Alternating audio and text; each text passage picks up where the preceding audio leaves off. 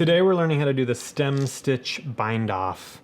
This is a bind off you may never have heard of, but it's pretty great, and it is for some specific applications that I'll tell you about when you might want to use this technique. This is a sewn bind off. It means that you need to work this using a tapestry needle. Now, why a sewn bind off? Why do we do a sewn bind off?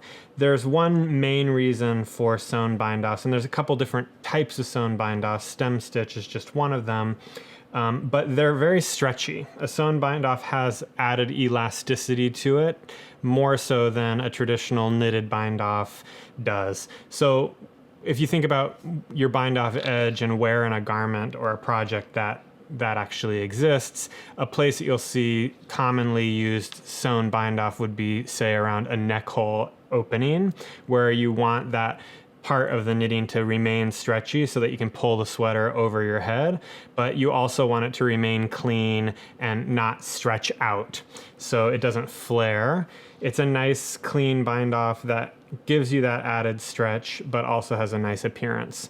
In terms of what bind off edge that is most similar to in terms of cast on edge, this is very similar in appearance to a long tail cast on. So if you're a knitter who likes to match your style of cast on with your style of bind off, you might want to try the stem stitch bind off for a piece of knitting that you've done a long tail cast on. So in order to do this bind off, we're going to need to break our yarn and create a tail, and that's the tail that we're going to be using to do the sewing.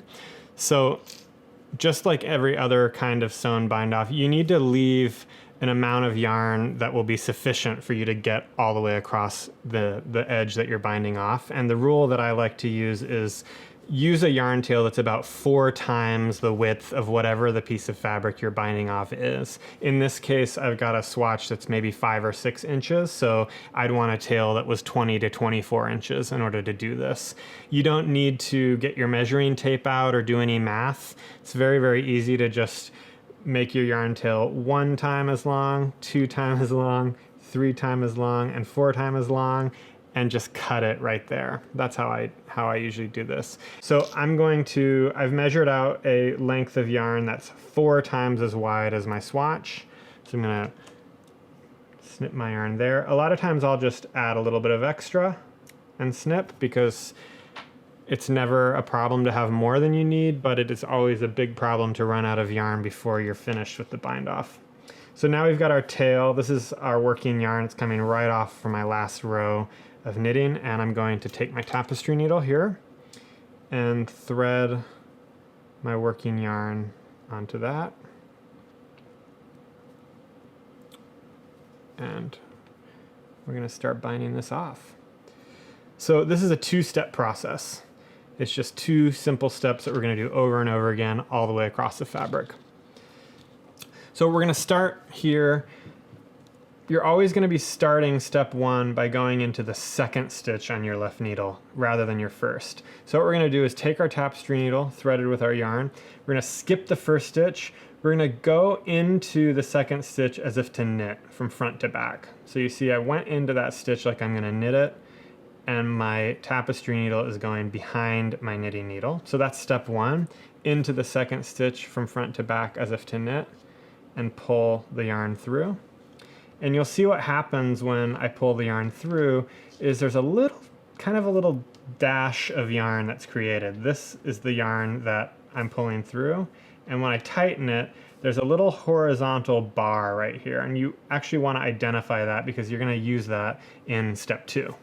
So step 1 is to go through the 2nd stitch as if to knit, as we just did. Step 2, we're going to come through the 1st stitch as if to purl, like this, but we're going to come out underneath that little horizontal bar that we created in step 1.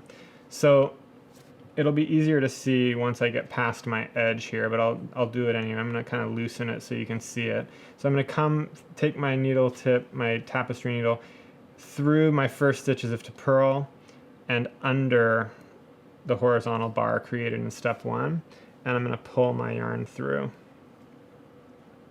And then I can slide this stitch off and tighten. And that's all there is to it. Those are the 2 stitches that we're going to use over and over again. So again, I'm going to start with my second stitch on my left needle. I'm going to go into that stitch as if to knit from front to back, pull. You see that little horizontal bar here that I've just created. I'm going to take my tapestry needle for step 2 through the first stitch as if to purl this time, and coming out under the horizontal bar and pulling through. Once I pull through, I can slide that single stitch off and tighten things up.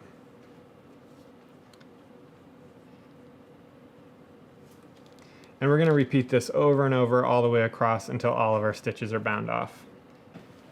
Okay, so I'm getting close to the end of my row. I've got 4 stitches left, and before I do these last stitches, I just wanted to share one more tip with you that can be helpful whenever you're doing a sewn bind off. This is true for this bind off or any other sewn bind off. If I'm working with a really sturdy 3-ply wool yarn here. It's got a lot of tensile strength to it, so it's not really an issue. But if you were working a sewn bind off in a more lightly spun yarn, like a single ply or a very lightly spun woolen spun yarn, as you're working the sewn bind off, you may find that your yarn comes a little bit, the ply starts to loosen a little bit. It starts to kind of come untwisted as you're working. And that can weaken the yarn. And this is not a technique where you want your yarn to be breaking right in the middle, because basically you'll have to start over again or have some kind of a visible blip in the fabric where things got messed up. So one thing that you can do as you're working is you can add twist into your yarn as you work. So you want to look at the way that your ply direction is, and I can hold my yarn up and I can see if I twist it one way, my yarn gets plied tighter, and if I twist it in another way, my yarn gets plied looser. For this yarn that I'm working with, I need to twist in a clockwise direction for it to get tighter. So if I was working with something that I needed that added tensile strength, I would just twist. I would give my tapestry needle a nice firm twist. You can see my tails getting wrapped around like that. I would give it a nice firm twist like this and sort of spread that tension out into my yarn. And that's just adding a little bit of ply twist. It's adding some added tensile strength for me to continue working this. And this is usually more of an issue if you're doing this over a really long edge.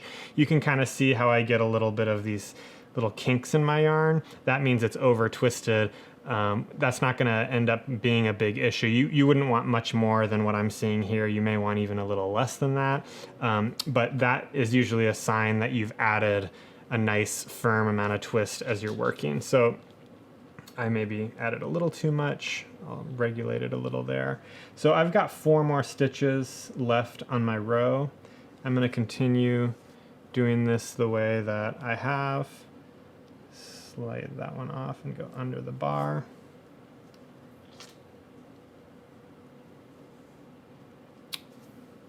Okay, I've got 3 left. So slide that one off and go under the bar. Okay, and now I've got 2 stitches left. I'm going to do the exact same thing I've done all along. I'm going to go into that last stitch on my needle as if to knit from front to back. Pull the yarn through, create that little horizontal bar. I'm going to go into the first stitch as if to purl. I sometimes like to slip it off first as I'm going under the bar. That works too. And tighten everything up. Now I've got only 1 stitch left, and really easy. All you need to do is go through that stitch again like you started all the others as if to knit, but just slide it right off and pull through. And you'll get a little bit of looseness on that last stitch that you can tack that down as you're weaving in your ends and hide that a little bit. And so you can see here's my cast on, very stretchy of course, and my sewn bind off also nice and stretchy. And that's how you do stem stitch bind off.